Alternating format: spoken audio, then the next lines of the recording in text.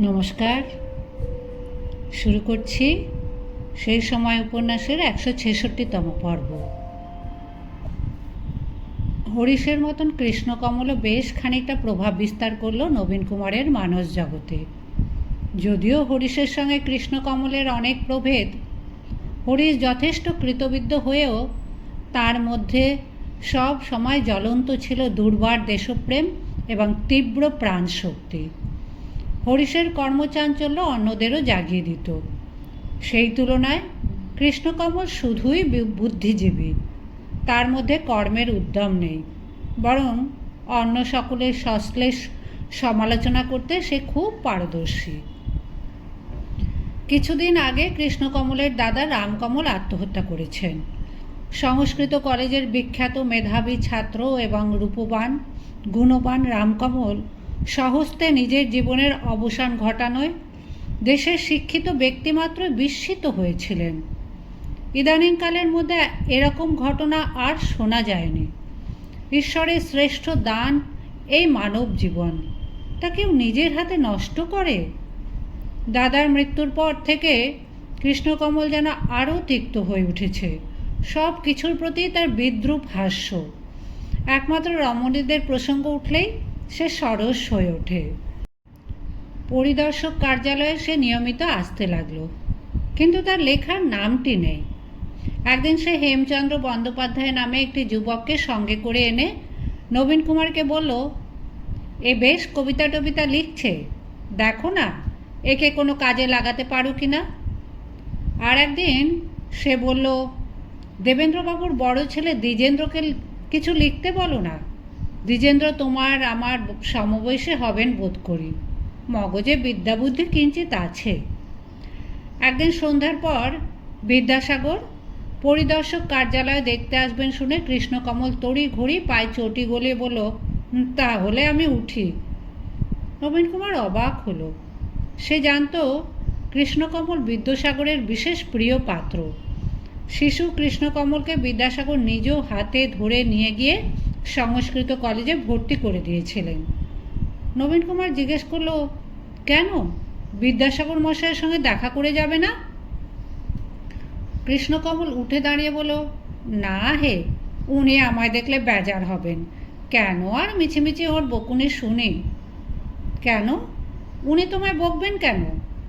কারণ আছে, তুমি জানো না। উনি চেয়েছিলেন আমি মেডিকেল কলেজে ভর্তি হয়ে ডাক্তার হই, তাতে আমার রুচি হয়নি।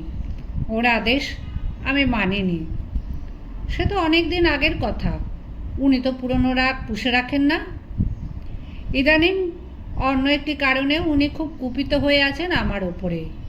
বীরসিংহার ওই ব্রাহ্মণটির একটা দোষ কি জানো? যার সঙ্গে নিজের মত না মিলবে তাকেই আর উনি সহ্য করতে পারেন না। কিন্তু উনি তো অন্যায্য বিষয়ে রাগ করেন না। তোমার পর কোন কারণে রাগ করেছেন সেটি এখন বলা হচ্ছে না, আমি যাই। বেশ ব্যস্ত সমস্ত হয়েই চলে গেল কৃষ্ণকমল। একটু পরেই এলেন বিদ্যাসাগর। বিশেষ যত্ন নিয়ে তিনি দেখতে লাগলেন সংবাদপত্র পরিচালনার কাজকর্ম। তারপর বললেন, সোমপ্রকাশে দ্বারকানাথ বিদ্যাভূষণ তোমার এই উদ্যমের খুবই প্রশংসা করেছেন। এখন দেখছি তিনি অতিরঞ্জন করেননি মোটেই, তবে এটিকে টিকিয়ে রাখাই দরকার। নবীন কুমারের মাথায় কৃষ্ণকমলের কথাটাই ঘুরছিল। সে ফস করে জিজ্ঞাসা করল, আপনি কৃষ্ণকমলকে পছন্দ করেন না? বিষয়টি এড়িয়ে গেলেন বিদ্যাসাগর। উদাসীনভাবে বলেন, লোকে ভাবে আমি যা বলবো কৃষ্ণকমল বুঝি তা সবই শুনবে। আসলে সে আমাকে মোটেই মানে না। পরদিন কৃষ্ণকমল আবার আসতেই নবীন কুমার তাকে চেপে ধরল। সে বলল, বিদ্যাসাগর মশাইয়ের সঙ্গে তোমার কী নিয়ে মনোমালিন্য হয়েছে তা বলতেই হবে। ওই চিন্তাটা কিছুতেই মাথা থেকে তাড়াতে পারছি না। কৃষ্ণকমল হেসে বলল, আমার ব্যক্তিগত ব্যাপার নিয়ে তোমার এত কৌতূহল কেন নবীন? নবীন কুমার বলল, আমার কৌতূহল তোমার ব্যাপারে নয়। আমার গুরু কোন কারণে তোমার মতন প্রিয়জনের উপরেও রাগ করেন সেইটি শুধু আমি জানতে চাই। কৃষ্ণকমল বলল, সেটি জানতে হলে তোমাকে এক স্থানে যেতে হবে আমার সঙ্গে। তুমি যেতে পারবে? নবীন কুমার বলল, কোথায়? কৃষ্ণকমল বলল, সে যে স্থানেই হোক না কেন, তুমি যেতে পারবে কি না বলো। নবীন কুমার বলল, কেন পারবো না? আমি পুরুষ মানুষ হয়ে এমন কোন স্থান আছে যেখানে যেতে পারি না? তাহলে আগে কাজ সেরে নাও। রাত্রি 9টায় পরিদর্শক কার্যালয় থেকে বেরুলো দুজনে। জুড়ি গাড়িতে উঠেই দার্শনিক আলোচনা শুরু করে দিল কৃষ্ণকমল। ফরাসি দার্শনিক কোঁতের সে খুব ভক্ত। প্রায় সে কোঁত প্রচারিত পজিটিভিজমের তত্ত্ব বোঝাতে চায় নবীন কুমারকে। নবীন কুমারের অবশ্য দর্শনের জটিল ব্যাপার নিয়ে মস্তক ঘর্মাক্ত করার মতন তেমন আগ্রহ নেই। কৃষ্ণকমল বলল, দেখো, ইংরেজি মাসের নামগুলি যে ঠাকুর দেবতাদের নামে, এটা আমার মোটেই পছন্দ হয় না। এ বিষয়ে কোঁত একটা চমৎকার ব্যবস্থা দিয়েছেন। তিনি বৎসর ভাগ করেছেন 13 মাসে। প্রত্যেক মাসের নাম হবে Moses, Homer, Aristotle, Archimedes, Shakespeare এদের নামে। নবীন কুমার বলল, তা বেশ তো, কিন্তু আমাদের বেদব্যাস, বাল্মীকি এরা কি দোষ করলেন? ব্যাস, বাল্মীকি কি হোমার, শেক্সপিয়ারের চেয়ে কিছু খাটো? কোঁত সারা মাসটা ভাগ করেছেন 28 দিনে। প্রত্যেক দিনের নামও হবে এক একজন মহাপুরুষের নামে। মনু, মুহাম্মদ, বুদ্ধ, নিউটন, কলম্বাস এরা। তা আগে থেকে এইসব মহাপুরুষদের নামে মাস আর দিনের নাম ঠিক করে ফেললে ভবিষ্যতেও যে এদের চেয়ে বড় আরও বড় মহাপুরুষ জন্মাবেন না তার কোনো ঠিক আছে? তখন আবার নাম বদলাবে। তাছাড়া এই নাম নিয়ে পৃথিবীর সব দেশের লোক একমত হবে কেন? আমি কোঁতের মতই শ্রেষ্ঠ মনে করি। আমি কিন্তু ফ্রেডারিক দ্য গ্রেটের চেয়ে সম্রাট অশোককে বড় বলবো। আমরা এখন কোথায় যাচ্ছি বলো তো? আমি কোচওয়ানকে বলে দিয়েছি। শোনো, জন স্টুয়ার্ট মিল এই পজিটিভিস্ট ক্যালেন্ডার সম্পর্কে কি বলেছেন জানো? এতে পরস্পর বিরোধী বিভিন্ন মতাবলম্বী এমন সব ব্যক্তিদের নাম পাশাপাশি রাখা হয়েছে যারা জীবিত অবস্থায় দেখা হলে পরস্পরের গলা কাটাকাটি করতে নিশ্চয়ই। কোঁতের এই যে বিশ্ব মানবিক উদার মনোভাব, এটি পৃথিবীর আর কোনো দার্শনিকের মধ্যে দেখেছ? ডিস্টিংশন অফ ফাংশন, অর্থাৎ কর্মে অধিকার ভেদ, কোঁতের একটা প্রধান কথা। গাড়ি এসে থামলো এক জায়গায়। পেছন থেকে দুলাল এসে জিজ্ঞেস করলো, এবার কোন দিকে যাব? কৃষ্ণকমল বলল, সামনের গলিতে, লাল বাড়িটির সামনে। গাড়ি থেকে নেমে নবীন কুমার এদিক ওদিক তাকিয়ে সন্দিহান হলো। এ যে রামবাগানের কুপল্লী, কোঁত শিষ্যের এখানে কি জন্য আগমন?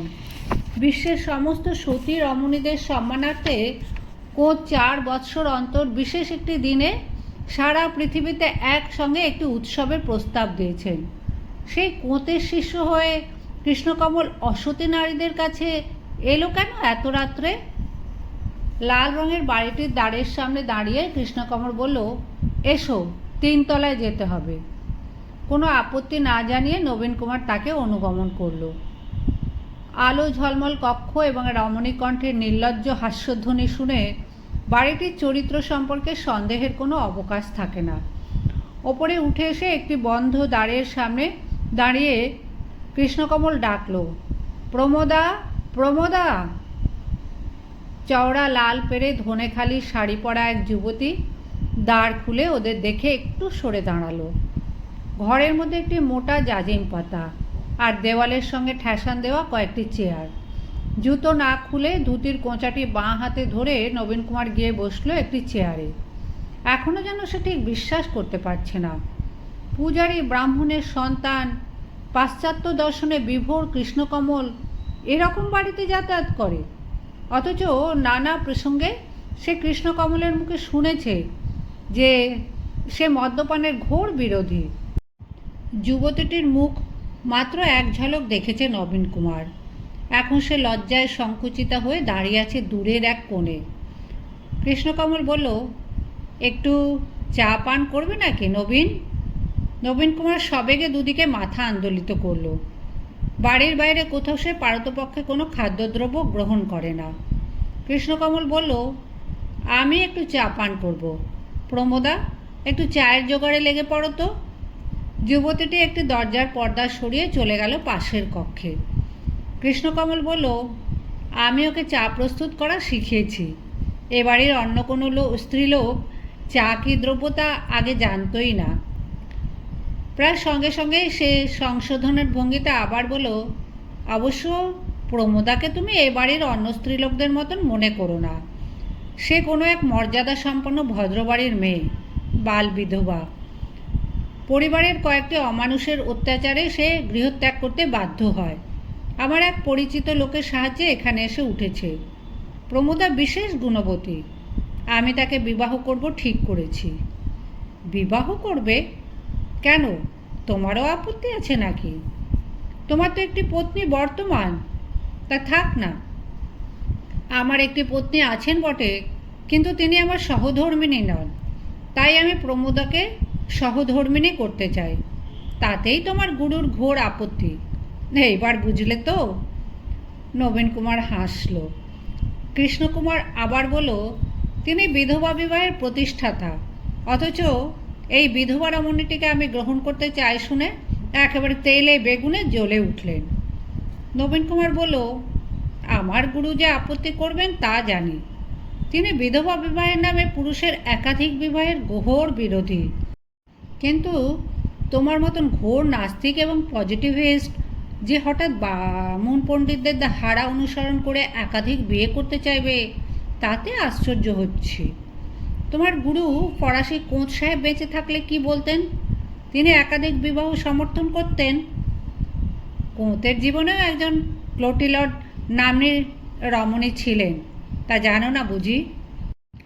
ম্যাডাম ক্লোটিলডকে দার্শনিক কোঁত কোনোদিন সামাজিকভাবে বিবাহ করেছিলেন এমনও তো শুনিনি।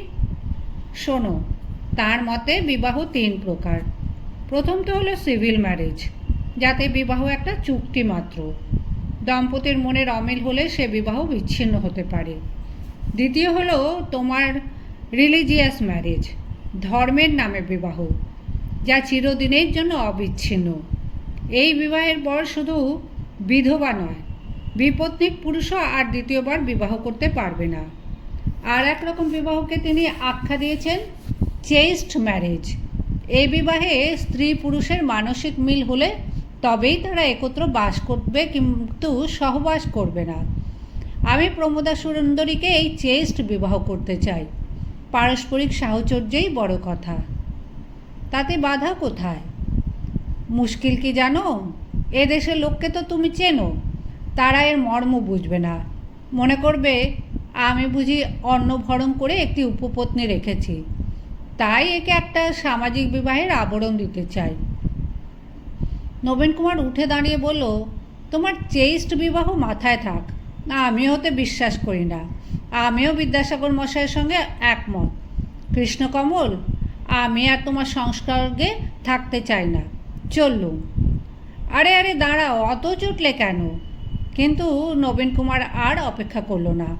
সিঁড়ি দিয়ে জুতো মশমশিয়ে কোনো দিকে ভ্রুক্ষেপ না করে সে নেমে এলো নিচে। তার শরীর কিসকিস করছে বিরক্তিতে। চেস্ট ম্যারেজ না ঘোড়ার ডিম? পরিদর্শক নিয়ে কয়েক মাস উঠে পড়ে লেগে থাকলেও নবীন কুমার কাগজটিকে ঠিক দাঁড় করাতে পারল না। কেচ্ছা খেউর পড়ার যারা অভ্যস্ত তারা পরিচ্ছন্ন সংবাদ সম্পর্কে আগ্রহী নয়। বাঙালি শিক্ষিত সমাজ কিছুতেই বাংলা কাগজ পড়তে চায় না। ইংরেজি সংবাদপত্র বাড়িতে না রাখলে তাদের মান যায়। যাদের একাধিক পত্রিকা রাখার সামর্থ্য আছে তারাও মনে করে বাংলা সংবাদপত্র পাঠ করলে অন্য লোকেরা বুঝি তাদের কম শিক্ষিত মনে করবে। কিন্তু নবীন কুমারের জেদ, পরিদর্শক সে চালাবেই। কাগজের চাহিদা যত কমতে লাগলো ততই সে পৃষ্ঠা সংখ্যা বাড়িয়ে দাম কমিয়ে দিতে লাগলো। কমতে কমতে দাম হলো 1 পয়সা। এরপর বোধহয় সে বিনা পয়সায় বিলি করবে। অর্থ ব্যয় হতে লাগলো জলের মতন। একসময় গঙ্গানারায়ণ পর্যন্ত সচকিত হলো। বেঙ্গল ক্লাব নামে সাহেবদের বিখ্যাত একটি ক্লাব আছে। সেই ক্লাব বাড়িটি এবং জমির মালিক নবীন কুমাররা। খুব মূল্যবান সম্পত্তি। নবীন কুমার সেই বেঙ্গল ক্লাবের বাড়ি জমি বিক্রয় করে দিতে চায়। গঙ্গানারায়ণ একদিন নবীন কুমারকে ডেকে বলল, তুই এ কি ঠিক করছিস ছোটকু? ওদিকে জমির দাম যে হু হু করে বাড়ছে। স্প্ল্যানেড ছাড়িয়ে সাহেবরা পার্ক স্ট্রিটের দিকে বিস্তর বসতি করছে।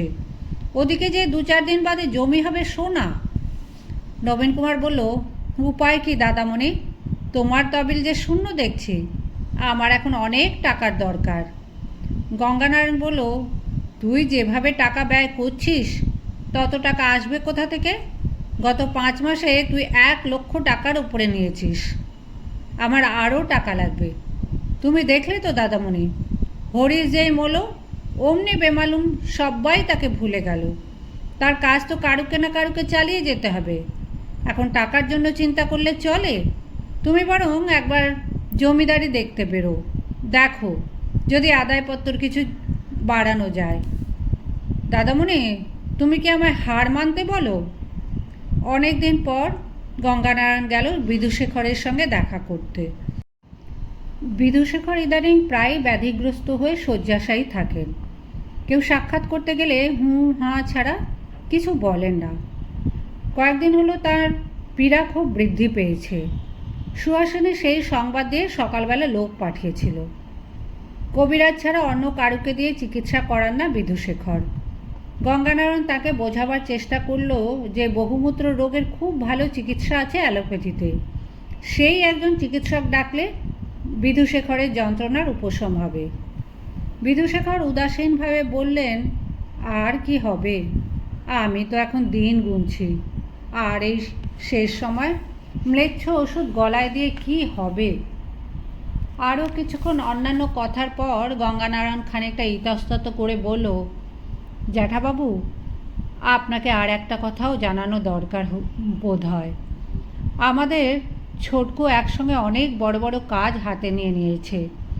এমন দু হাতে টাকা খরচ করছে যে আর বুঝি সম্পত্তি রাখা দায়। আমি তো কোনো দিকে তাল সামলাতে পারছি না। জীর্ণ শরীরখানা একটু কাত করে বিধুশেখর মুখ উঁচু করলেন। তার বিবর্ণ ওষ্ঠে একটু যেন হাস্যের ছায়া দেখা গেল। চোখে জ্বলে উঠল আগ্রহ। এতদিন পরে সিংহবাড়ির এক উদ্ধত যুবক তার কাছে এসেছে বিষয় সম্পত্তির জন্য পরামর্শ নিতে। তিনি জানতেন আসতেই হবে একদিন না একদিন। সমস্ত বিবরণ খুঁটিয়ে খুঁটিয়ে শুনলেন তিনি। তারপর মন্তব্য করলেন, ওর ওই দৈনিক পত্রিকা বন্ধ করে দেওয়ার জন্য কৌশল করো। আর নবীনকে একবার পাঠিয়ে দিতে পারো আমার কাছে? তাকে অনেক দিন দেখিনি, একবার দেখতে স্বাদ হয়। কিন্তু নবীন কুমার বিধুশেখরের কাছে যাওয়ার সময় পেল না এবং সত্তর বেঙ্গল ক্লাবের সম্পত্তি বিক্রয় করে দিল। গঙ্গানারায়ণকে কোনো কৌশল করতে হলো না। তার আগেই শেষ দশা ঘনিয়ে এলো পরিদর্শক সংবাদপত্রের। শুধু অর্থ ব্যয় করেই তো পাঠকদের মন বদল করা যায় না। শেষ পর্যন্ত এই অবস্থা দাঁড়ালো যে ওই পত্রিকা বিনামূল্যে পাঠানো হয় 150 ব্যক্তিকে, আর নগদ মূল্যের ক্রেতা মাত্র 40-45 জন। বান্ডিল বান্ডিল অবিকৃত কাগজ স্তূপাকার হয়ে পড়ে থাকে। এমনকি কর্মচারীরাও আড়ালে হাসাহাসি করে মালিককে নিয়ে। যে কাগজ পাঠকরা কিনে পড়ে না, সে কাগজের জন্য মন দিয়ে লিখতেই বা ইচ্ছে করে কার? পত্রিকার মানও কমতে লাগলো দ্রুত। কৃষ্ণকমলের সংসর্গ পরিত্যাগ করতে চেয়েছিল, তবু আর একদিন নিজে থেকেই সে এসে বিদ্রূপ করে গেল। সে 45 জন? হ্যাঁ, এদের নিয়ে তুমি দেশোদ্ধার করবে আর সমাজ বদলাবে? তোমাদের এই এক মুঠো সমাজ নিয়েই যত নাচানাচি। আসল দেশটাকে তোমরা কেউ দেখো চিনলে না। নবীন কুমার ক্ষুব্ধভাবে বলল, বাঙালিরা বাংলা কাগজ পড়বে না, শুধু ইংরেজি কাগজ পড়বে। এটা কীরকম কথা? কৃষ্ণকমল হাসতে লাগলো। পরিদর্শক যেদিন বন্ধ হয়ে গেল সেদিন নবীন কুমার বাড়ি ফিরল মধ্যরাত্রে। নিজের পায়ে ভর দিয়েও ফিরতে পারল না সে। দুলাল এবং আরও 2-1 তাকে ধরাধরি করে নিয়ে এলো অন্দরমহলে। নেশার ঘোরে সে সংজ্ঞাহীন।